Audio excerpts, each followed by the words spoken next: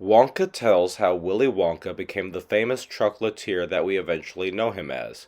He gets into all sorts of trouble with his landlords, competitive chocolate makers, and a strange little orange man that follows him around. However, he also meets wonderful new friends along the way, and impacts their lives in only ways you can begin to imagine. Some of you might not know this about me, but I love the Charlie and the Chocolate Factory story. I adore the book, absolutely love the Gene Wilder film, and even though it has not held up today in my opinion, there was a time I was obsessed with the Johnny Depp film. I've dressed up as Willy Wonka, both versions, for Halloween, tried to make my own film based on the story. It's safe to say, I'm a Wonkaholic. But as obsessed with the story as I am, I mainly put the Gene Wilder film as the gold standard for how one is to portray the story and character, and with how I've grown dissatisfied with the Tim Burton Johnny Depp version over the years, I was hesitant when this was initially announced. Then I learned that the director was Paul King, who has made the critically acclaimed children film series Paddington. I have not seen those films, but people swear up and down about them. It was also announced, or at the very least implied, that this was a direct prequel to the Gene Wilder film, so my curiosity was at the very least piqued. So I bought my golden ticket, went in, and for the most part, I really enjoyed it. It was an, ironically, sweet and charming little family film. Now, is it perfect? No, I mean, no film really is, right? But I will say I enjoyed it more than the Tim Burton film, though the reigning champ is still the Gene Wilder version. Let's talk about what I enjoyed first. The world this story inhabits is beautiful, cozy, and very much like a stage production turned into a film. It can be argued that it feels too much like a soundstage set, but for me, it invokes old school Hollywood vibes, which is fitting since the film is also a musical. Speaking of, I enjoyed the songs. There are a few that I have since downloaded onto my phone. A Hat Full of Dreams, You've Never Had Chocolate Like This, For a Moment, A World of Your Own, and Pure Imagination. And then there's that one catchy song that I have stuck in my head, Sweet Tooth. They might not be as widely regarded as the classic original film, but they still work for this specific film and are delightful to the ears. I enjoyed all of the actors.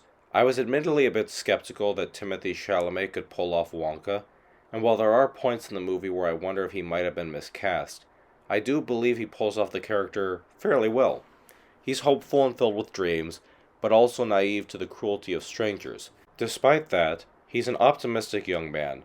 So much so, I thought that if a sequel were to be made, it could show how he turns into the cynical adult we know him as in the original film. Have it center on how the spies stole his recipes in the factory, resulting in him breaking mentally and closing the doors on his factory. But hey, that's just my thought. Back to the other actors. Kala Lane, Keegan-Michael Key, Patterson Joseph, Olivia Colman, and Tom Davis are the ones who really stand out to me. I love the Orphan Annie vibes Kala Lane has as the character of Noodle. Keegan-Michael Key is a delight as the corrupt chief of police who has a sweet tooth for chocolate. Patterson Joseph is despicable as Arthur Slugworth, and the combined duo of Olivia Colman and Tom Davis as the evil landlords Mrs. Scrubbit and Bleacher are so much fun. They really feel like an adaptation of the Thénardiers from Les Miserables. Now there are some problems, I won't deny. For one, and this might be a nitpick, I have a bit of a problem with how cartoonish absolutely everything is. I get Wonka being very whimsical and his candy basically being magic, but how I always looked at the story, the whole world is relatively normal. It's only once you enter the factory when the abnormal occurs. So things like a church full of chocolate-worshipping monks, or a police chief rapidly growing fat on normal, non-Wonka chocolate, seems slightly out of place. To me, anyway. I also do have a problem with the casting of Hugh Grant as the Oompa Loompa. I get that you need a marketable actor for the role, but between this, the Fantastic Beasts series, and the upcoming live-action Snow White film, to just not only refuse to use little people as little people, but instead use some form of CGI wizardry is frankly insulting. Hugh Grant is a phenomenal actor and he does a great job in the role, But every time he's on screen, I keep thinking, wouldn't this be great if it were an actual little person playing this character?